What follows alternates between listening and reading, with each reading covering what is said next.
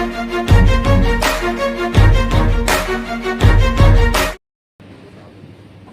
पर उपस्थित महामंत्री हैं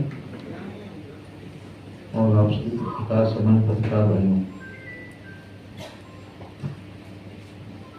जिंदगी का लंबा राजनीतिक जीवन का लंबा समय मैंने काटा है आपके सामने और पटना की धरती पर मैं राजनीति किया।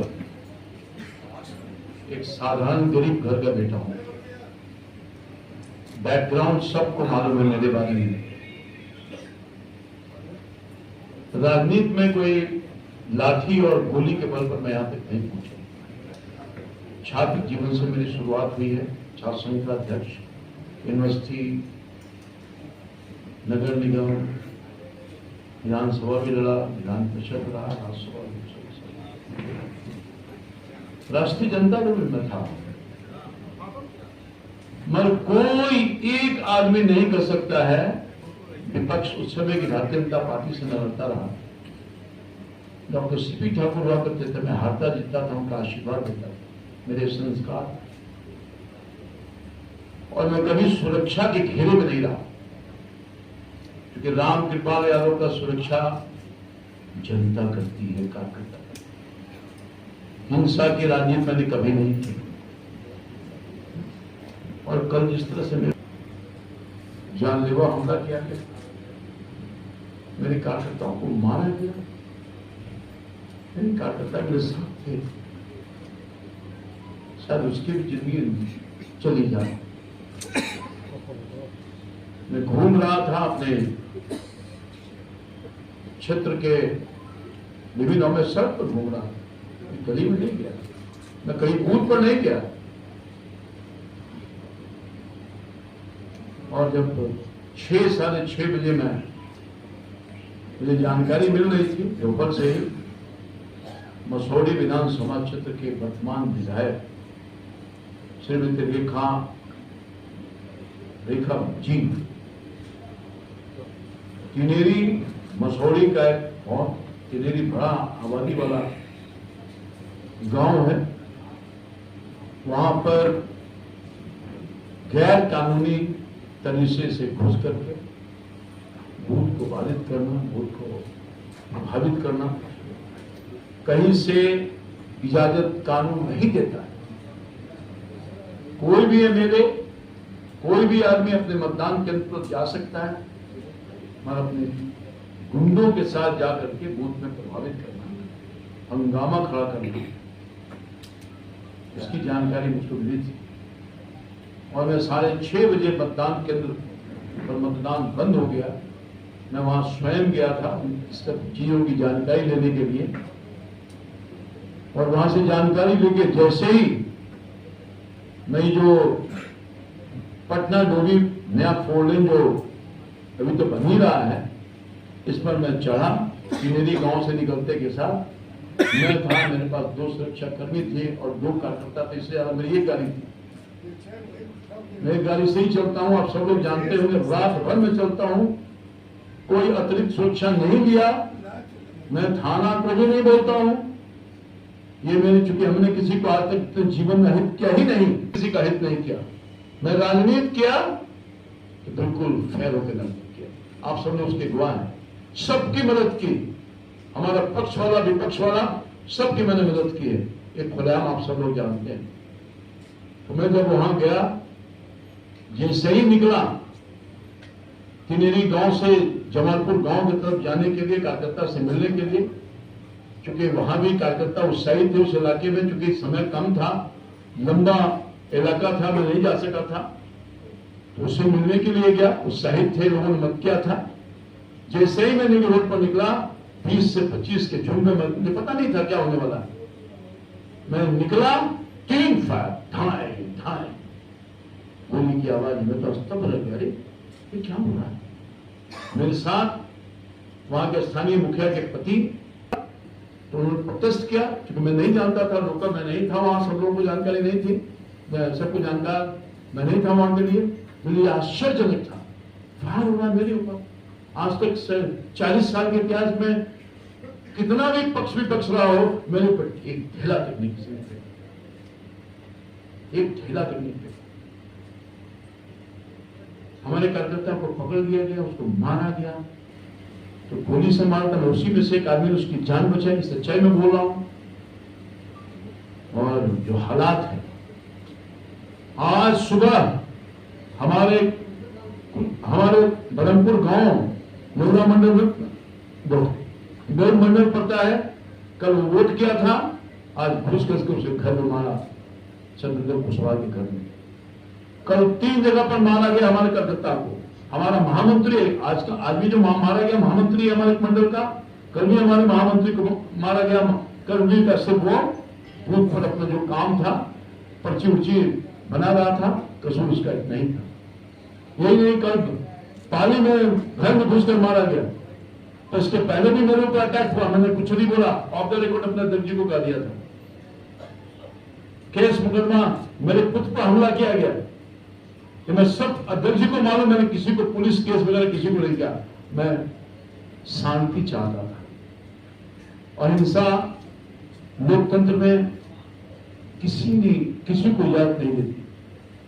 और जिस तरह से राष्ट्रीय जनता दल ने इस पूरे पाटलिपुत्र और सारे में हिंसा के सहारे, हिंसात्मक ढंग से जबरदस्ती लोकतंत्र को हत्या करना, जबरदस्ती वोट लेना, दुर्भाग्य। लोकतंत्र बचेगा नहीं बचेगा? ये क्या हो रहा है? और लगातार अटैक हो रहा है। मैंने अध्यक्ष जी को कहा है, बचाइए हमारे कार्यकर्ताओं को। मैंने प्रशासन को भी कहा है, बचाइए हमारे कार्यकर्ताओं को। कसूर यही है कि वो भारतीय जनता पार्टी को वोट करता है, मोदी जी को वोट करता है, कमर पर बटन दबाता है, अपने इस अदना से सेवक को सेवा का मौका देता है। यही तो कसूर है। हमारे तरफ से कहीं भी किसी गांव में हमारे प्रतिपक्ष में जो उम्मीदवार हैं, कहीं कोई अशांत माहौल नहीं करने का काम किया गया। हम भारतीय जनता पार्टी के जो कार्यकर्ता हैं, हम हिंसक नहीं है। न्याय मिले, हम अध्यक्ष जी को अपना सब कुछ शेयर कर दिया है। बहुत धन्यवाद। उन्होंने कहा है कि अभी इस पर कार्रवाई और साथ जुटाने का काम किया जा रहा है। आगे साक्ष्य जब मिल जाएंगे, सारे चीजों पर कार्रवाई चल रही है, यथाशीघ्र आपको कार्रवाई वहां दिखेगा।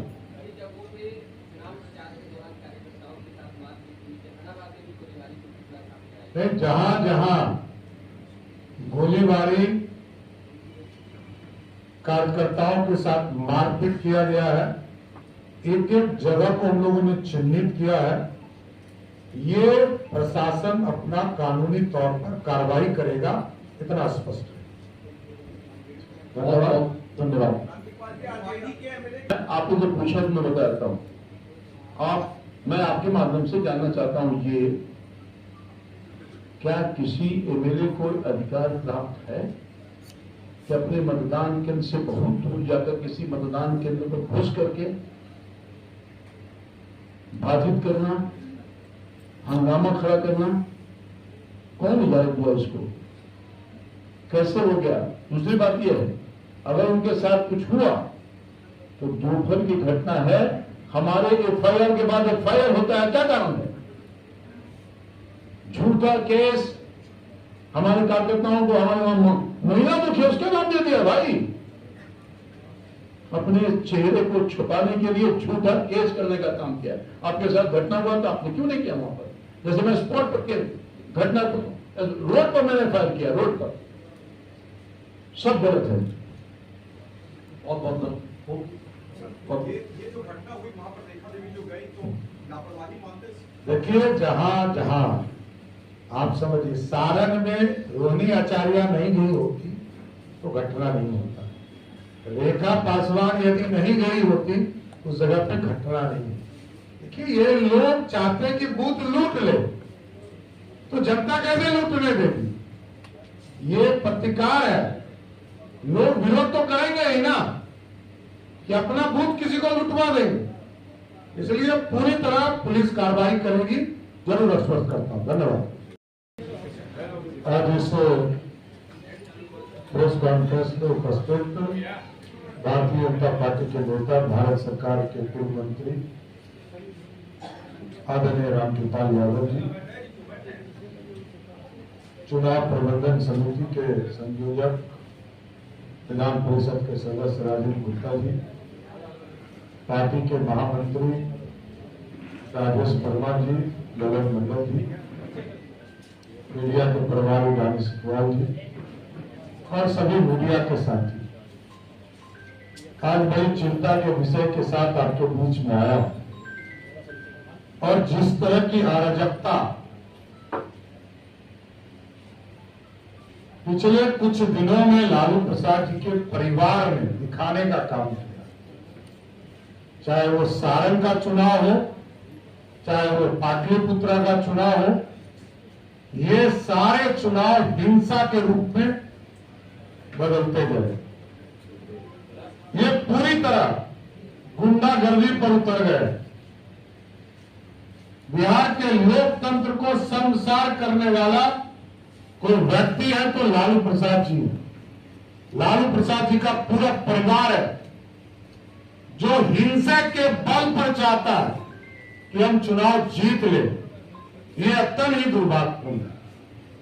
हम लड़ेंगे।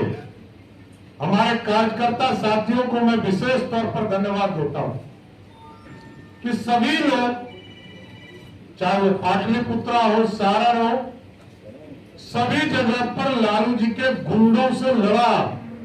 कई लोग हमारे हॉस्पिटल में भर्ती और स्वयं रामकृपाल जी पर गोली चलाने का काम लालू प्रसाद के गुंडों ने किया। इससे बड़ा शर्मसार कुछ नहीं हो सकता।